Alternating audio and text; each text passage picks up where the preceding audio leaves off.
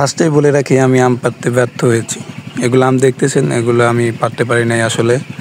তো আম পাড়ার জার্নিটা আসলে আমার এখান থেকে শুরু হয়। এই যে আম গাছটা দেখে ভাবলাম অনেক আম পাকছে, হয়তো যাই ঘুরে আসি, দেখে আসি। তো এই যে রওনা দিলাম চুলমুল ঠিক করে। তো এই যে কলা গাছ পাড়ি দিয়ে, গাছপালা সব পাড়ি দিয়ে চলে আসলাম আম গাছের নিচে। অনেক আম ঝুলতেছে দেখে আমার জিভে জল আসি নাই, তাও ভাবলাম পারি। তো পাকা আম খুঁজতেছিলাম, পাকা আম দেখে এখানে নেই। তো দুই একটা খুঁজতেছি, এখানেও নেই। এখানে অনেকগুলো আম আছে কিন্তু সব কাঁচা, এখনও আম পাকার বয়স হয় নাই মনে হচ্ছে।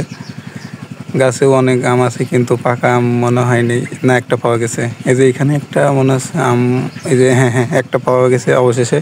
তো এখন আমি গাছে উঠবো, কিন্তু এখানে মনে হয় মাছ মারবে, সেজন্য যে মেশিন বসাইছে এখানে পানি উঠায়া নিয়ে যাবে আর কি, মানে সেচবে আর কি মনে হয়।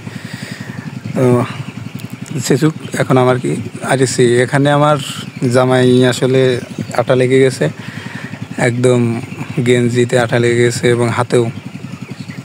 শেষ, এই আটা উঠবে কি না আল্লাহ জানে। এখানে অ্যালান দিন আমার লস হয়েছে।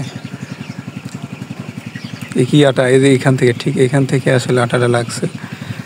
তো সমস্যা নেই, এখন আমি গাছ থেকে নামলাম, উঠেছিলাম অবশ্য, উঠে নেমে গেছি, কিন্তু আমি একটা আমও পাই নাই। আম পাড়তে ব্যর্থ হয়েছি। কিন্তু এই যে আঠা লাগছে, এই আঠা উঠতেছে না। অনেক চেষ্টা করেছি, আঠা ওঠাতে পারলাম না। আম পাড়তে এসে আমার হাতে এই আঠা লেগে গেছে। তো আমার হাতেও, গাছে উঠেছিলাম, হাতেও অনেক আঠা মাঠা লেগে গেছে। তো আমি এখন আসলে ব্যাগ যেতে যাচ্ছিলাম, ওয়েট, এখন আমার হাতের এগুলো পানি দিয়ে উঠে, কিন্তু এটা আসলে উঠতেছে না। আমার কী যে হবে বুঝতেছি না। অনেক চেষ্টা করেছি। টাটা।